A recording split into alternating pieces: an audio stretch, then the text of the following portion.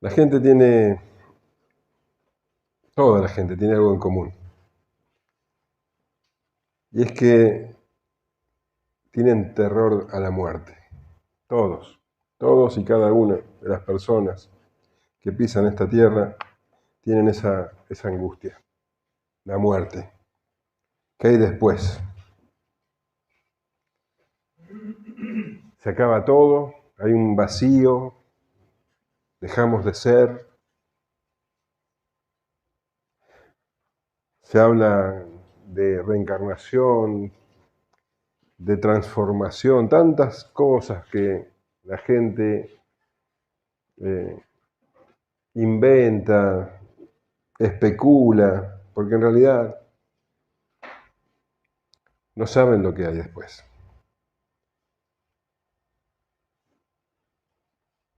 Y la verdad es que la muerte está allí, está allí. Y como hoy hablábamos, no sabemos en qué momento. Podemos salir de casa a la mañana y no volver. Y eso es justamente el motivo de angustia. Un temor que abruma y que obsesiona. Y el mayor deseo de las personas es precisamente escapar de la muerte, la vida eterna. Y se hacen montones de películas, de novelas, de historias. Hay historias antiquísimas sobre este tema, ¿no? Sobre cómo pueden hacer para evadir la muerte, cómo alcanzar la vida eterna. La Biblia dice que el temor a la muerte es una esclavitud. En Hebreos 2, 14 y 15 dice, así que, por cuanto los hijos participaron de carne y sangre, él también participó de lo mismo, para destruir por medio de la muerte al que tenía el imperio de la muerte, esto es, al diablo, y librar a todos los que por el temor de la muerte estaban durante toda la vida sujetos a servidumbre. Toda la vida en esclavitud. Toda la vida bajo ese temor. Ahora, la Biblia dice claramente que la muerte no es el final. Hay vida después de la muerte. Entonces, el problema de las personas no es no es ese, cómo alcanzar la vida eterna, porque ya la tienen. El problema de las personas es dónde van a pasar esa vida eterna. O en el cielo o en el infierno. El Señor Jesús dice en Juan 5:29, y los que hicieron lo bueno saldrán a resurrección de vida, y los que hicieron lo malo a resurrección de condenación. Ahora, ¿qué es esto de hacer lo bueno y hacer lo malo? Bueno, el mismo Señor Jesús lo aclara en el versículo 24 de ese capítulo 5. Dice, de cierto os digo, el que oye mi palabra y cree al que me envió, tiene vida eterna. Y no vendrá condenación, mas ha pasado de muerte a vida. El Señor habla de vida eterna. Y esta vida eterna de la que Él habla no es solamente no morir jamás. Habla de vida plena y vida abundante. Cuando el Señor habla de vida eterna, está hablando de comunión perfecta con Dios, con el Padre, con el Hijo y con el Espíritu Santo.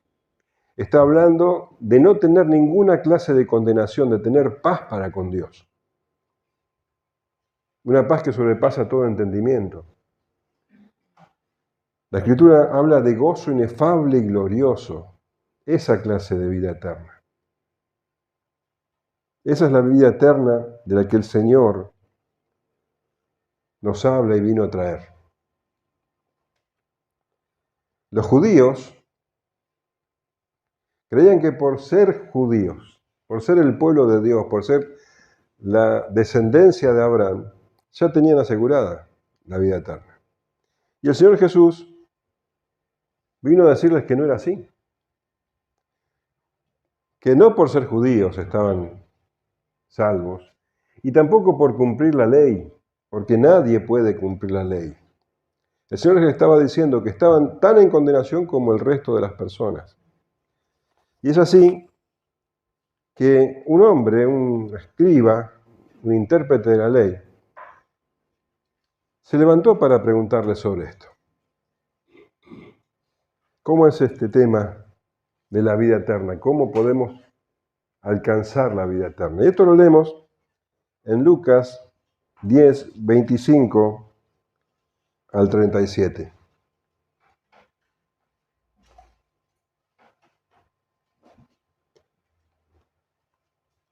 Y dice así: y he aquí un intérprete de la ley se levantó y dijo para probarle: Maestro, ¿haciendo qué cosa heredaré la vida eterna? Él le dijo: ¿qué está escrito en la ley? ¿Cómo lees? Aquel respondiendo dijo: amarás al Señor tu Dios con todo tu corazón y con toda tu alma y con todas tus fuerzas y con toda tu mente, y a tu prójimo como a ti mismo. Y le dijo: bien has respondido, haz esto y vivirás. Pero él, queriendo justificarse a sí mismo, dijo a Jesús: ¿y quién es mi prójimo? Respondiendo Jesús dijo: un hombre descendía de Jerusalén a Jericó y cayó en manos de ladrones, los cuales le despojaron e hiriéndole se fueron, dejándole medio muerto. Aconteció que descendió un sacerdote por aquel camino y viéndole pasó de largo. Asimismo un levita, llegando cerca de aquel lugar y viéndole, pasó de largo. Pero un samaritano que iba de camino vino cerca de él y viéndole, fue movido a misericordia, y acercándose vendó sus heridas, echándole aceite y vino, y poniéndole en su cabalgadura lo llevó al mesón, y cuidó de él. Otro día, al partir, sacó 2 denarios, y los dio al mesonero, y le dijo: cuídemele, y todo lo que gastes de más, yo te lo pagaré cuando regrese.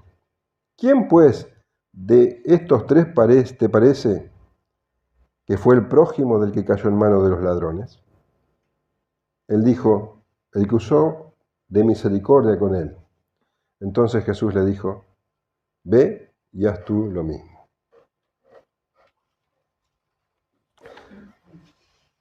Lucas cuenta que este suceso ocurrió inmediatamente después del regreso de los 70 que él había enviado a predicar a los lugares donde él iba a ir después. Este era ya su último viaje a Jerusalén.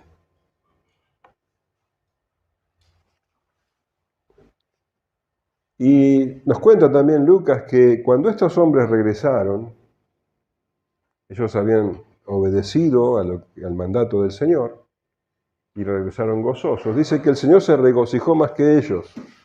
Y se regocijó porque estos hombres simples, estos hombres comunes y corrientes, sin preparación, habían entendido las cosas de Dios, Dios se las había revelado, pero se las ocultaba a aquellos que,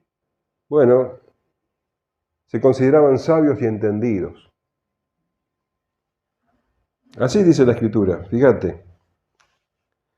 Lucas 10, 21.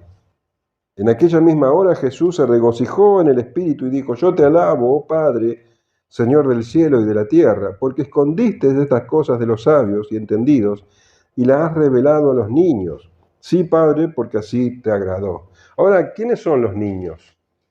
Y la traducción literal es niños de pecho o bebés. ¿Quiénes son? Bueno, el Señor se refiere así a las personas que saben que no pueden presentarse delante de Dios porque son pecadoras.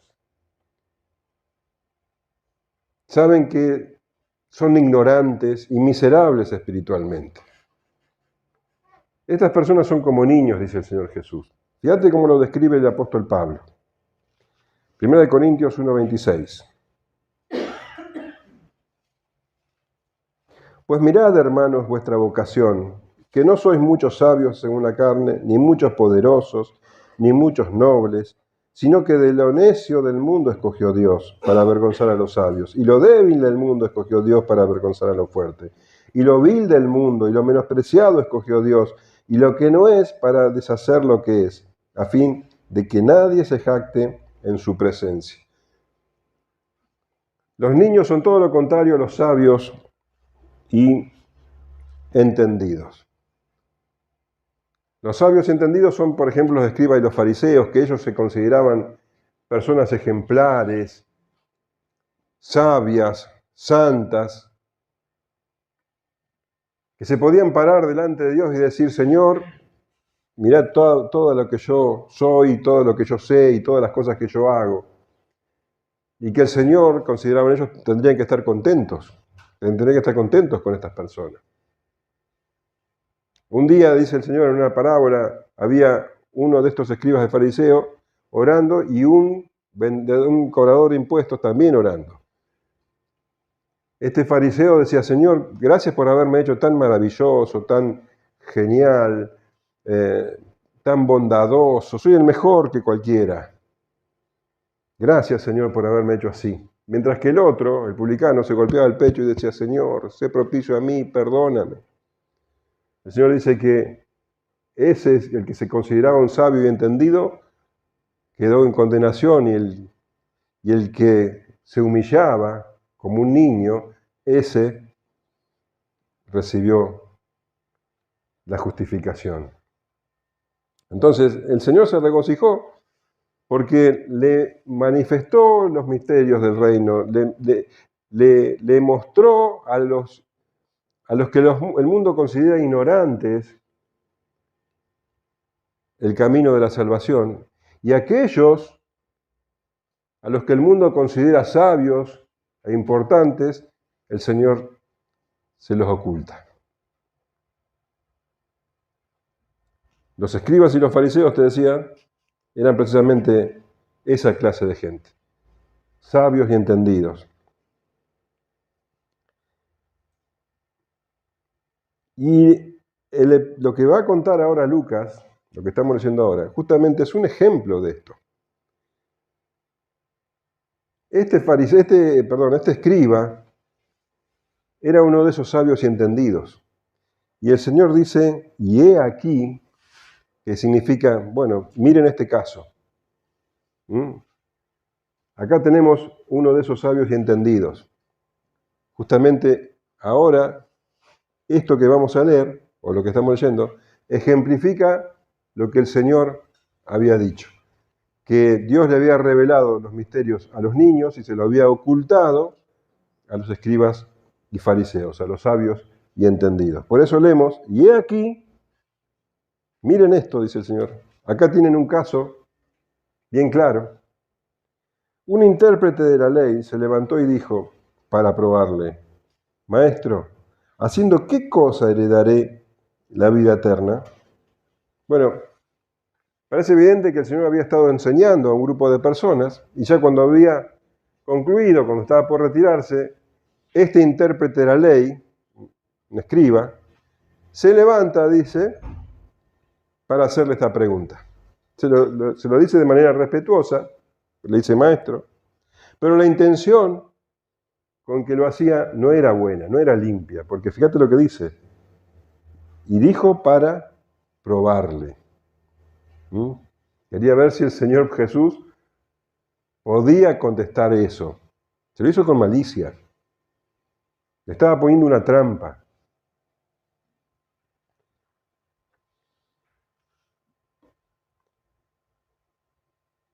Maestro, ¿haciendo qué cosa heredaré la vida eterna?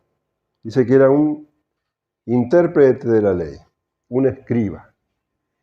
Los escribas o los intérpretes de la ley eran como, podemos decir, como los abogados de hoy, maestros y abogados. Estas personas estudiaban la ley de Moisés, la interpretaban, la enseñaban y a veces también actuaban en los juicios.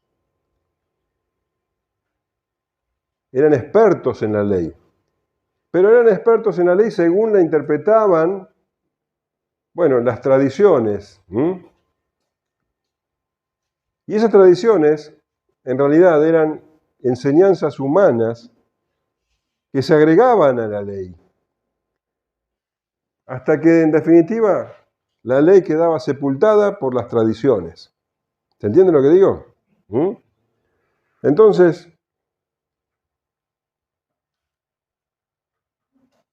le pregunta, ¿haciendo qué cosa heredaré la vida eterna? ¿Cómo consigo yo la vida eterna? ¿Qué tengo que hacer para alcanzar la vida eterna? Y esta pregunta pronunciada por un escriba era algo extraño, porque se supone que el escriba tenía que saber la respuesta. Justamente él era un experto. Por eso el Señor no le contesta, sino que le hace una repregunta. Fíjate, le dice, él le dijo, ¿qué está escrito en la ley? ¿Cómo lees? Le está diciendo, vos sos escriba, vos sos un experto en la ley, tenés que saberlo. ¿Qué está escrito en la ley? ¿Cómo lees? Y esa pregunta segunda, ¿cómo lees? Literalmente sería, ¿cómo la recitas? Porque la tenía que saber muy bien, porque los judíos recitaban a la mañana y a la noche, por lo menos 2 veces por día, esta parte de la ley, que la llamaban Shema. Deuteronomio 6:4 dice, Oye Israel, Jehová nuestro Dios, Jehová uno es, y amarás a Jehová tu Dios de todo tu corazón y de toda tu alma y con toda tu fuerza. Lo que le estaba haciendo el Señor es esa pregunta que vos me estás haciendo, la conocés y la recitas todos los días. ¿Eh? ¿Qué está escrito en la ley? Le dice. ¿Cómo lees? ¿Qué es lo que recitas siempre? Bueno, justamente eso es lo que le responde el hombre este. Dice, aquel respondiendo dijo, amarás al Señor tu Dios con todo tu corazón y con toda tu alma y con todas tus fuerzas y con toda tu mente, y a tu prójimo como a ti mismo. Esos eran los 2 más grandes mandamientos. El Shema, amarás al Señor tu Dios, y el segundo gran mandamiento, que aparece en Levítico 19:18, y a tu prójimo como a ti mismo. Amarás a tu prójimo como a ti mismo. Esas son las 2 cosas que resumían toda la ley de Moisés. Los 10 mandamientos tienen que ver con estos 2 mandamientos. Los primeros 5 mandamientos tienen que ver con amar a Dios. Los otros 5 mandamientos tienen que ver con amar al prójimo. Por eso, estos 2 mandamientos son el cumplimiento de toda la ley. Entonces, ¿qué tenés que hacer para heredar la vida eterna, para alcanzar la vida eterna? Cumplir con estos 2 mandamientos y nada más. Por eso el Señor le dijo, bien has respondido, haz esto y vivirás. Claro que no es tan simple, ¿no es cierto?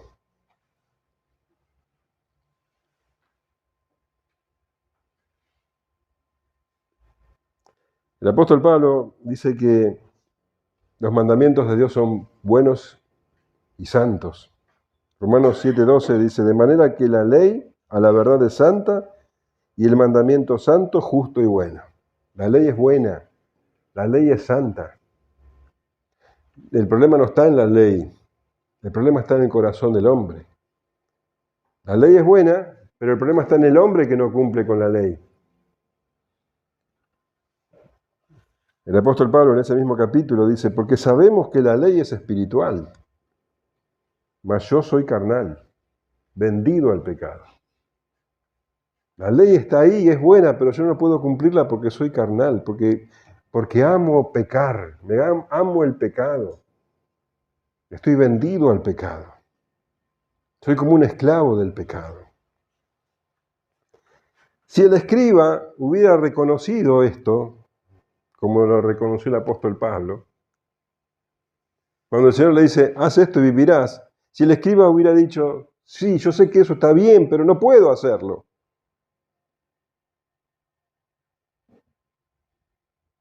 El apóstol Pablo dice, miserable de mí, ¿quién me librará de este cuerpo de muerte? Si el escriba hubiera dicho eso, hubiera entendido que el que tenía delante era el Salvador, que podía alcanzar la vida eterna ahí mismo, rindiéndose a él.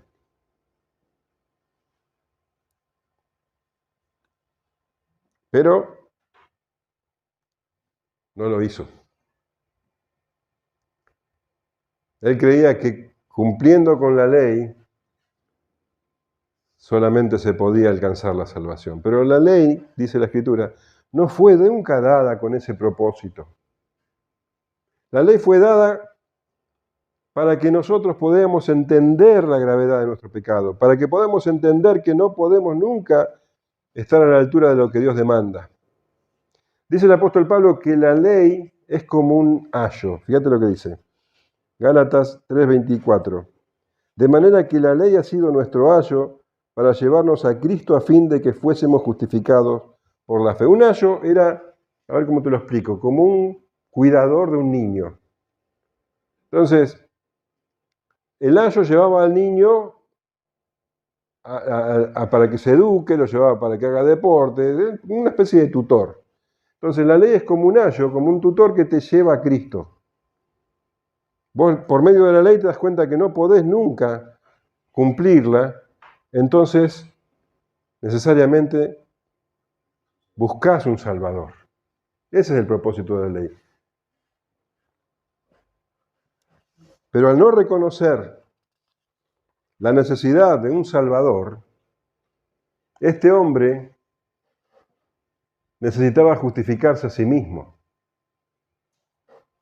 Por eso le dice, pero él, queriendo justificarse a sí mismo, dijo Jesús, ¿y quién es mi prójimo?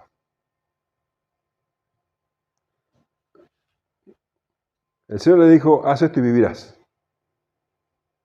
Y él sabía que no podía hacer eso, amar a Dios y amar al prójimo como a sí mismo. Por eso buscó justificarse. Le quiso dar a entender que la ley era una cuestión de interpretación. Cómo se entendían las cosas, la ley no era tan clara. Entonces, dependía de lo que cada uno entienda. Porque después de todo, ¿quién es mi prójimo? Había muchas respuestas para esa pregunta. Y seguramente este hombre se sentiría orgulloso de poner al Señor en una situación difícil. A ver, ¿cómo ibas a contestar esto? ¿Quién es mi prójimo? Porque, como te digo, había diferentes respuestas en Israel a esta pregunta. Cada uno lo interpretaba como quería. ¿Quién es mi prójimo? Muchos entendían que lo que decía la Escritura, Levítico 19:18, quería decir en definitiva, amarás a tu prójimo y aborrecerás a tu enemigo. Esa era, digamos, una tendencia muy marcada entre los judíos. Amarás a tu prójimo, a los que son como vos, y aborrecerás a tu enemigo. Y el Señor Jesús habló sobre esta mirada, sobre esta interpretación en el Sermón del Monte. Mirá, en Mateo 5:43 dice así: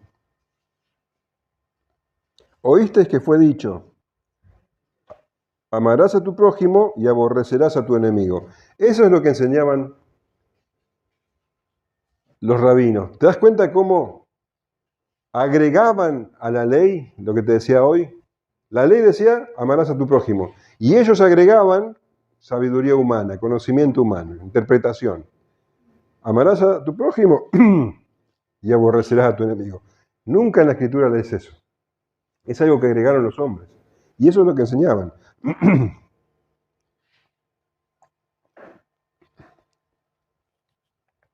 Pero yo os digo, amad a vuestros enemigos, bendecid a los que os maldicen, haced bien a los que os aborrecen, y orad por los que os ultrajan y os persiguen, para que seáis hijos de vuestro Padre que está en los cielos, que hace salir su sol sobre malos y buenos, y que hace llover sobre justos e injustos. Porque si amáis a los que os aman, ¿qué recompensa tendréis? ¿No hacen también lo mismo los publicanos? Y si saludáis a vuestros hermanos solamente, ¿qué hacéis de más? ¿No hacen también así los gentiles? Sed pues vosotros perfectos como vuestro Padre que está en los cielos es perfecto. Esta es la verdadera interpretación de la ley. Nunca en la ley vas a leer eso de aborrecerás a tu enemigo, no. amarás a tu prójimo, incluye al enemigo. Entonces, bueno, algunos entendían que la ley decía eso. Otros entendían que el mandamiento era amarás a tu prójimo, el judío, el israelita. ¿Quién es tu prójimo? El judío. Los gentiles son aborrecibles, los samaritanos son aborrecibles. Solamente amarás al israelita. Tu prójimo es el israelita. No era lo que decía la Escritura.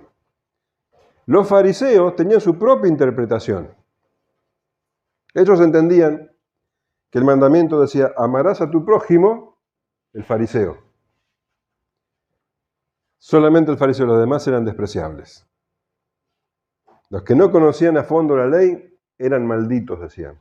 Y de hecho en Juan 7:49 dice, mas esta gente que no sabe la ley maldita es. Los fariseos estaban por encima de esa gente. No los amaban.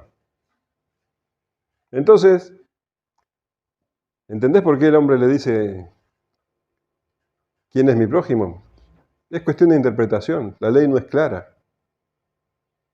Entonces, como no es claro quién es el prójimo, entonces, bueno, tampoco está claro cómo es eso de amar a tu prójimo como a ti mismo. Cuestión de interpretación.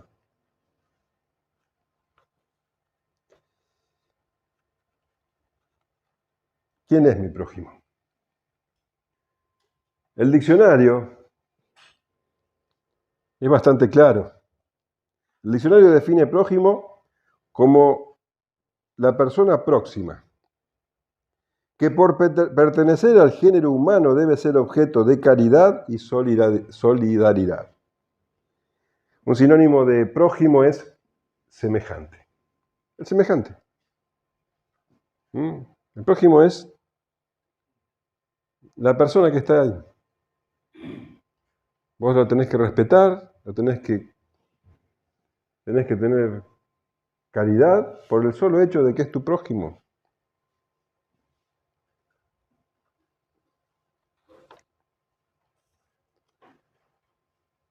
¿Quién es el prójimo?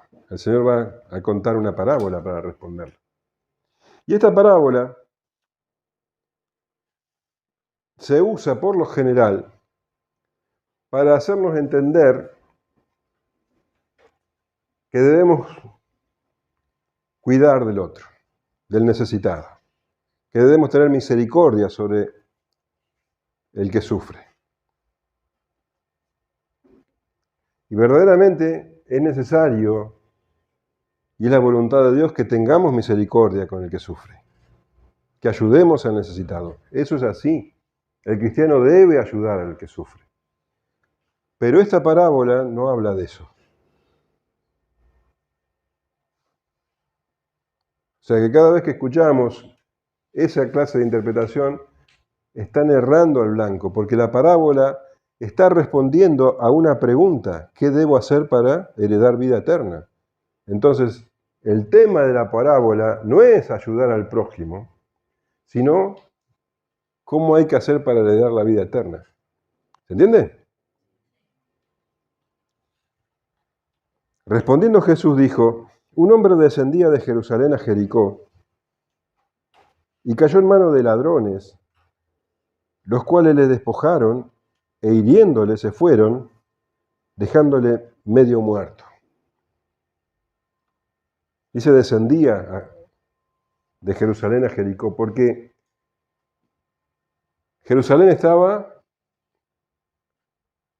a 900 metros por encima del nivel del mar, y Jericó a 300 metros por debajo del nivel del mar. Y la separación entre una ciudad y otra era muy corta, 25 kilómetros. Así que imagínate que descendía, dice, quiere decir que realmente descendía y de una manera muy pronunciada. Era un terreno montañoso, muy pedregoso y lleno de cuevas.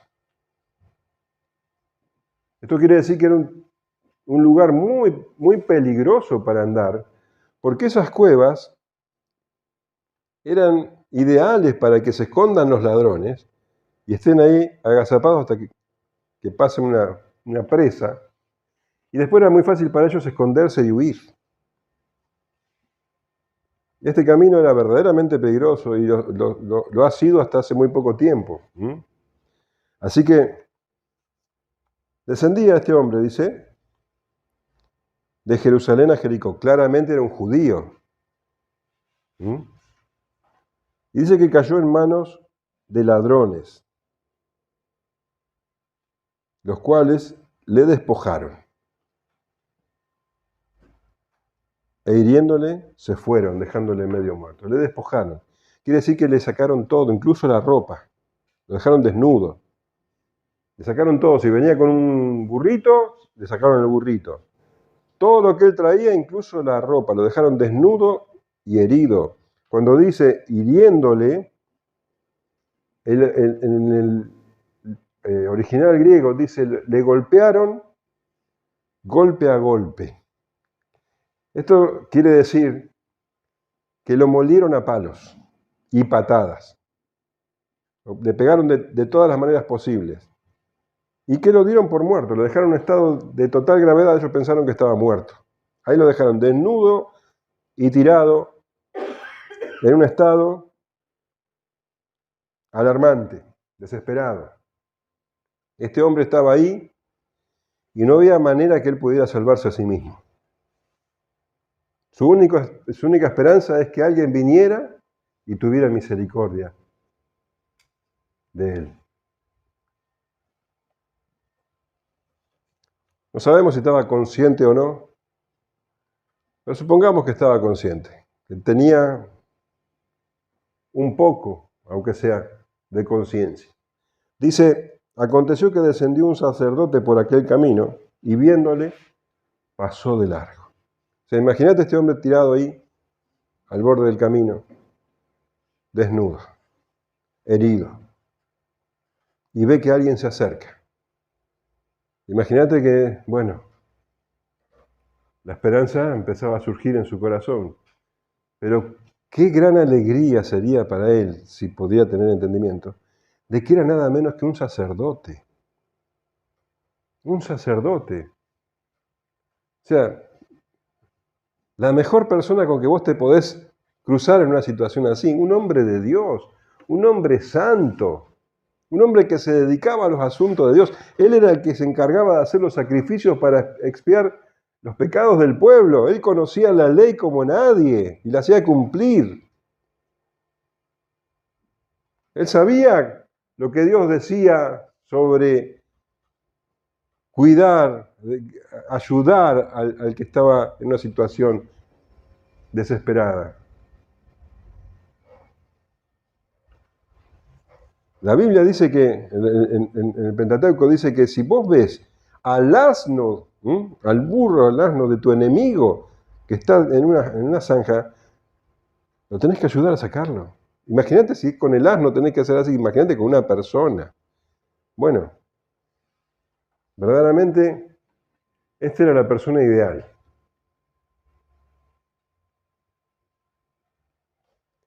Venía de Jerusalén a Jericó.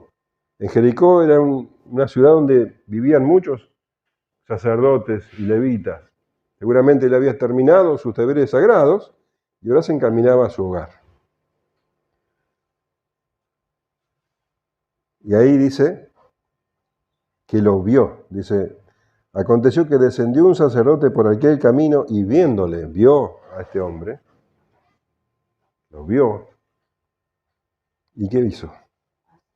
Pasó de largo. Un sacerdote, un hombre de Dios. Si había alguien justo en Israel, tenía que ser un sacerdote. Si había alguien santo en Israel, tenía que ser un sacerdote. Si había alguien obediente a Dios, tenía que ser un sacerdote. Sin embargo, este sacerdote lo vio y pasó de largo. Ahora, nadie hace algo así sin tener una buena excusa. Este hombre sabía cuál era la voluntad de Dios, sabía cuál era su deber, pero evidentemente tuvo que tener una muy buena excusa para seguir de largo. ¿Cuál sería esa excusa? Podemos pensar miles. Y yo acá anoté algunas. Este hombre podía pensar, por ejemplo, este camino es demasiado peligroso. Si me acerco, me detengo aquí, pueden venir los ladrones que le golpearon a él y pueden atacarme a mí. Y era verdad. O podía pensar, tal vez es una trampa. Tal vez yo me acerco a este hombre y me ataca. Podría ser. Podría pensar que como él era sacerdote, no podía tocar sangre porque lo haría impuro. Era más importante la pureza sacerdotal que esa vida para él. También podría pensar, ¿cómo voy a ayudarlo yo si no soy médico? Ya vendrá alguien que sepa. Excusas.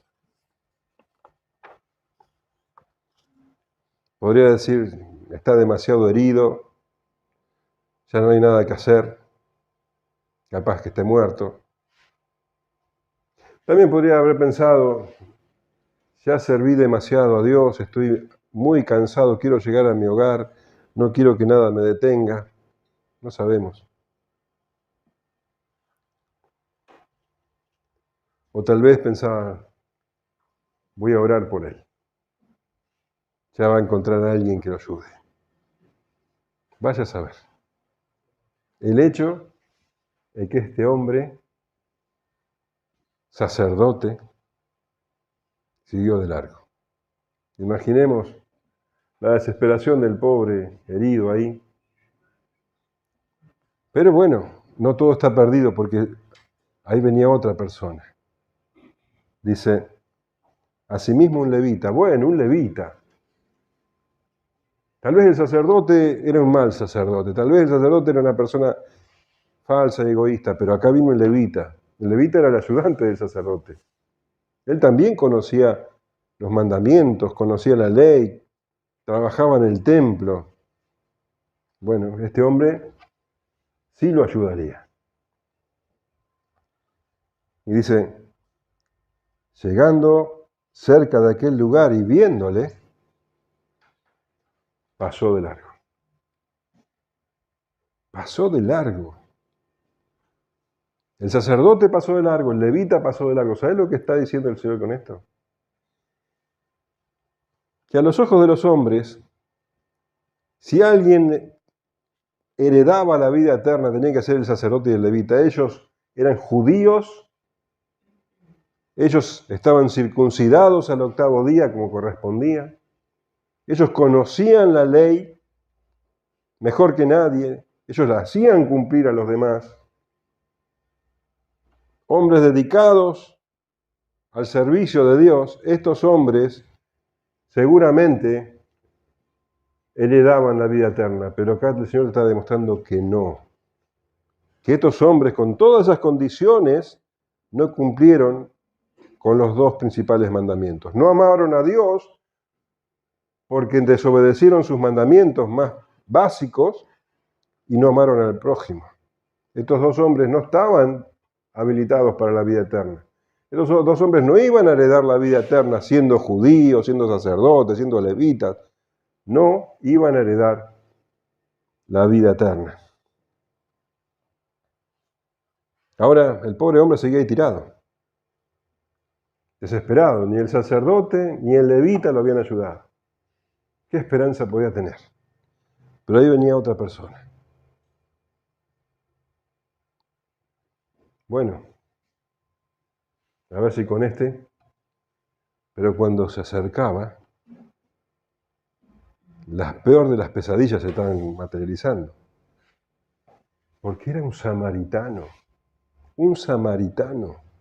Vos sabés que para el judío la peor persona que existía era el samaritano. Peor que los gentiles. Para los judíos los samaritanos eran seres despreciables. Judíos y samaritanos eran enemigos. Vos sabés que algunos rabinos enseñaban que si vos veías a una mujer gentil a punto de dar a luz, no tenías que ayudarla siendo judío, porque ibas a ayudar a que viniera un gentil al mundo. Mirá el desprecio que tenían los judíos por los gentiles. Bueno, más desprecio tenían por los samaritanos. Entonces, lo más probable es que este samaritano iba a terminar el trabajo que habían empezado los ladrones. Que agarraran una piedra y se la partieran en la cabeza. Eso era lo más probable. Sin embargo, dice, pero un samaritano que iba de camino vino cerca de él y viéndole fue movido a misericordia. Fue movido a misericordia. Misericordia, la palabra que ya hemos visto, ¿no? Splagnizomae. Movido, dice que las entrañas se conmovieran. Este sí, lo vio y tuvo misericordia. Un samaritano, el menos pensado, el último que se podía pensar, el enemigo. Dice que su corazón se conmovió y en lugar de pasar de largo como hicieron el sacerdote y el levita, no, él se detuvo. Se acercó y hizo todo lo que pudo por este hombre. Fíjate, dice, y acercándose vendó sus heridas, echándoles aceite y vino, y poniéndole en su cabalgadura lo llevó al mesón y cuidó de él. O sea, se acercó y se arriesgó su vida, porque verdaderamente era un lugar peligroso. Y él se arriesgó por este hombre, se acercó. Y dice que vendó sus heridas echándole aceite y vino que él tenía para su uso personal, para su propio deleite. El aceite del vino no era algo barato. Y él calmó el dolor de este hombre echándole aceite y vino en las heridas. El vino para limpiarle con alcohol y el aceite para suavizar esa zona. Era todo lo que él tenía para ayudar a este hombre. Y dice que vendó sus heridas y para eso tendría que haber roto sus propias ropas para vendarlo. Ya esto es una prueba muy grande de misericordia, mucho más que la del sacerdote y el levita. Pero este hombre iba a hacer más todavía, porque no lo iba a dejar ahí, abandonado, sino que dice que lo subió a su cabalgadura. El lugar donde él venía, capaz de un burrito, un asno, se lo cedió a él. Tuvo que hacer fuerza y con mucho cuidado colocarlo en la cabalgadura y llevarlo hasta el mesón en Jericó. El mesón era un lugar también peligroso, porque los mesones eran el lugar de paso y estaba lleno de ladrones y de prostitutas. Dice que lo llevó al mesón y cuidó de él. Estuvo toda la noche cuidándolo, cuidando, limpiando sus heridas, no sé, lo que el hombre necesitaba. Estuvo cuidándolo toda la noche. Dice que otro día al partir, sacó 2 denarios y los dio al mesonero y le dijo, cuídamele, y todo lo que gastes de más, yo te lo pagaré cuando regrese. Este hombre se tenía que ir, pero no se desentendió de este pobre hombre herido. Entonces dice que le dio al mesonero, los mesoneros eran famosos por su deshonestidad. Eran personas, bueno, ya te dije la clase de clientes que tenían. Entonces, no era alguien en quien confiar, pero bueno, no tenía otra salida, entonces dice que le dio 2 denarios. De su propio bolsillo sacó 2 denarios. 2 denarios es el salario de 2 días de trabajo, de su trabajo,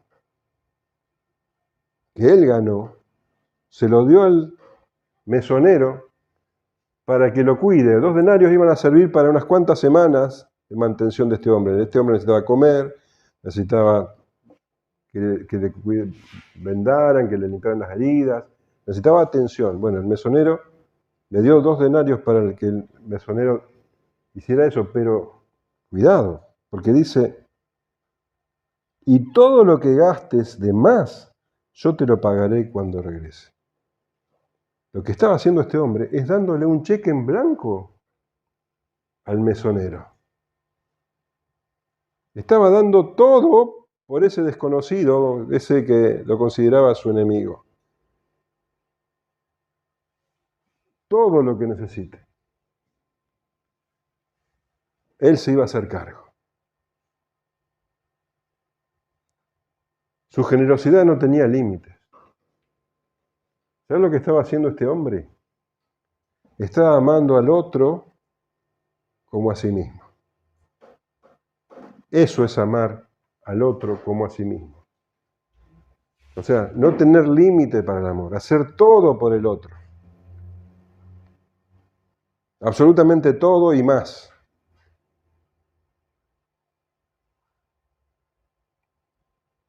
Lo que vos quisieras que hagan por vos, vos hacerlo por el otro. Eso es amar al otro como a sí mismo. Obviamente, esa clase de amor nadie la da.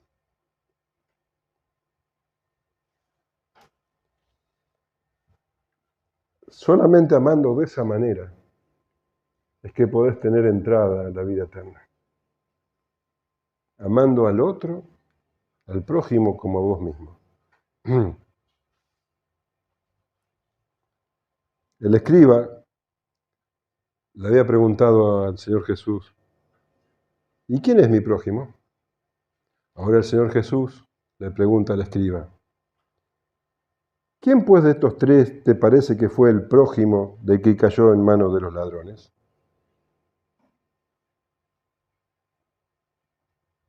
No era el sacerdote, no era el escriba, perdón, el levita.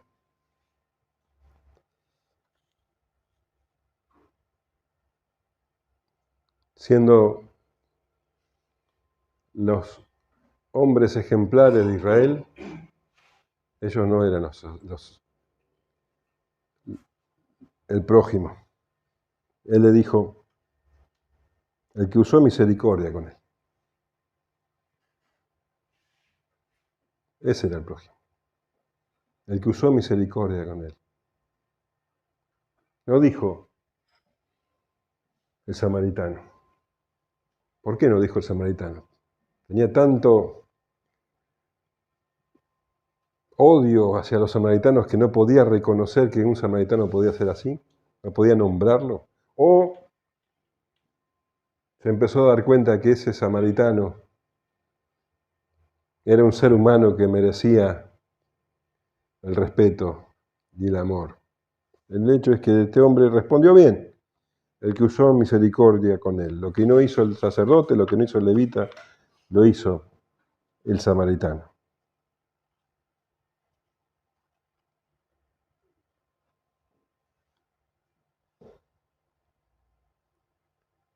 Entonces Jesús le dijo, ve y haz tú lo mismo. ¿Cómo había empezado esta conversación?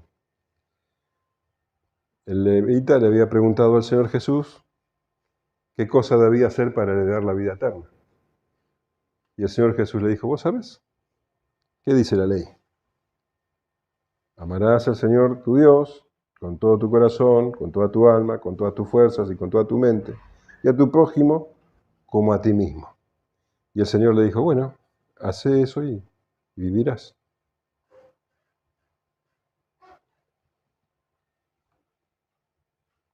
Y ahora le estaba diciendo lo mismo. Amá de esa manera. Amá de esa manera, sin límites, a tu prójimo y vivirás. De esa manera alcanzarás la vida eterna.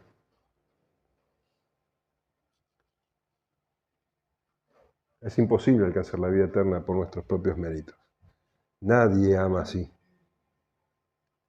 Nadie ama así. Nadie ama a Dios por sobre todas las cosas de esa manera. Y nadie ama al prójimo de esa manera. Nadie puede alcanzar la vida eterna por sus propios medios. Y no sabemos qué ocurrió con este levita, con este escriba. Tal vez reconoció su incapacidad de amar de esa manera y se arrepintió de sus pecados y reconoció al Salvador delante de él y ahí mismo alcanzó la vida eterna. Tal vez, o tal vez no. Tal vez siguió firme en su orgullo de sabio y entendido y alcanzó la vida eterna para condenación. No hay manera de que alguien pueda presentarse delante de Dios y decir yo me lo merezco. Jesús es la fuente de vida eterna. Él es el camino, la verdad y la vida. Y Él hoy sigue llamando a todos. De cierto os digo, el que oye mi palabra y cree al que me envió, tiene vida eterna. Y no vendrá a condenación, mas ha pasado de muerte a vida. Amén.